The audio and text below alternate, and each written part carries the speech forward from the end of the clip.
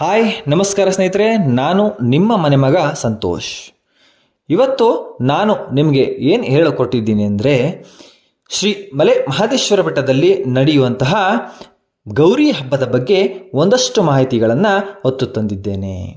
ಅದರಲ್ಲೂ ಇದು ಮಾದಪ್ಪನ ಸನ್ನಿಧಿಯಲ್ಲಿ ನಡೆಯುವುದು ಇದರ ವಿಶೇಷತೆ.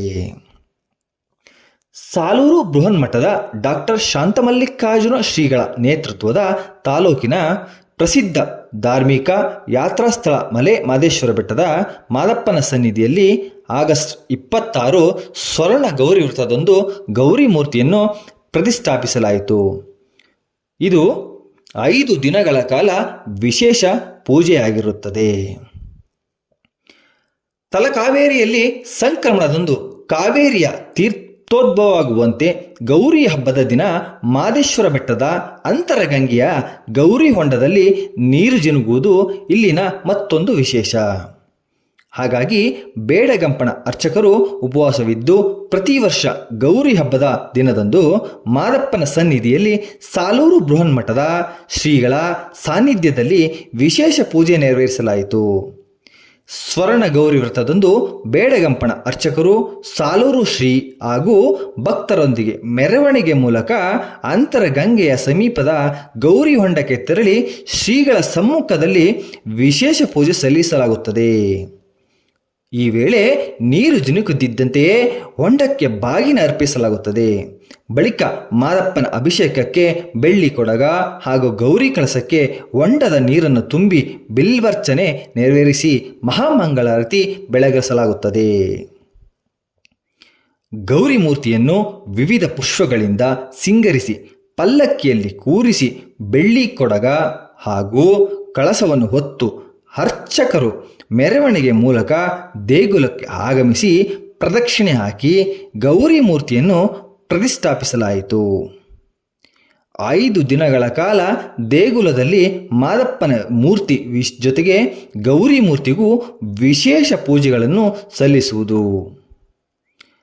ಮಲೆ ಮಹದೇಶ್ವರ ಬೆಟ್ಟದ ಮಾದಪ್ಪನ ದೇಗುಲದ ವಿಶೇಷ ಈ ಎಲ್ಲ ಪೂಜೆ ಕೈಕಾರ್ಯಗಳನ್ನು ಸಾಲೂರು ಬೃಹನ್ಮಠದ ಡಾಕ್ಟರ್ ಶ್ರೀ ಶಾಂತಮಲ್ಲಿಕಾರ್ಜುನ ಸ್ವಾಮೀಜಿಯವರ ಸಮ್ಮುಖದಲ್ಲಿಯೇ ನಡೆಯುತ್ತದೆ.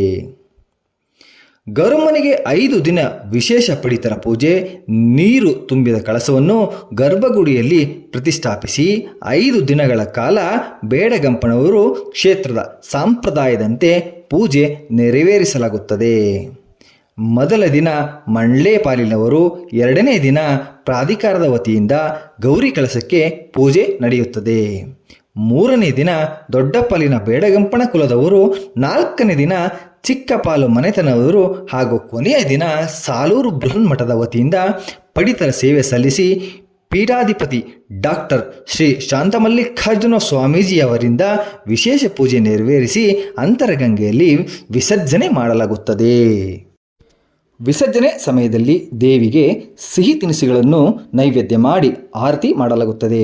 ಆರತಿಯನ್ನು ಈ ವಿಧಾನದಲ್ಲಿ ಮಾಡಲಾಗುತ್ತದೆ: ಏಕ ಆರತಿ, ಕುಂಭ ಆರತಿ, ದ್ವಿಕಾರತಿ, ಪಂಚ ಆರತಿ, ತ್ರಿಕಾರತಿ. ಈ ವಿಧಾನದಲ್ಲಿ ಆರತಿಯನ್ನು ಮಾಡಲಾಗುತ್ತದೆ. ಇನ್ನು ಗೌರಮ್ಮನಿಗೆ 5 ದಿನ ನಡೆಯುವ ಪೂಜಾ ವಿಧಾನಕ್ಕೆ ಬಂದರೆ, ಆಯಾ ದಿನದ ಬೇಡಗಂಪಣ ಕುಲದವರು ಪಡಿ ಇರುವ ದಿನ ಆ ಕುಲಕ್ಕೆ ಸೇರಿದ ವಾಹನಗಳಾದ ದೊಡ್ಡ ಪಾಲಿನವರದು ಪಕ್ಷಿಧಾಮ, ಚಿಕ್ಕ ಪಾಲಿನವರದು ಕಾಮಧೇನು, ಮಠದ್ದು ಕುದುರೆ ಮತ್ತು ಆನೆ, ದೇವಸ್ಥಾನದ್ದು ಬಸವ ಮತ್ತು ಹುಲಿ, ಮಣ್ಣೆ ಪಾಲಿನವರದ್ದು ನಂದಿಕಂಬ ಮತ್ತು ಶಿವಗ್ರ. ಈ ವಾಹನಗಳನ್ನು ಪೂಜೆ ಮಾಡಿ ದೇವಸ್ಥಾನದ ಸುತ್ತ ಬಂದು ಪೂಜೆ ನೆರವೇರಿಸುತ್ತಾರೆ. ಎಲ್ಲೇ ಇರಿ, ಹೇಗೆ ಇರಿ, ಮಾದಪ್ಪನ ಅನುಗ್ರಹ ನಿಮಗೆ ಸದಾ ಇರಲಿ. ಹೆಚ್ಚಿನ ಮಾಹಿತಿಗಾಗಿ ನಮ್ಮ ಈ ಪೇಜನ್ನು ಫಾಲೋ ಮಾಡಿ, ಶೇರ್ ಮಾಡಿ, ಸಬ್ಸ್ಕ್ರೈಬ್ ಮಾಡಿ.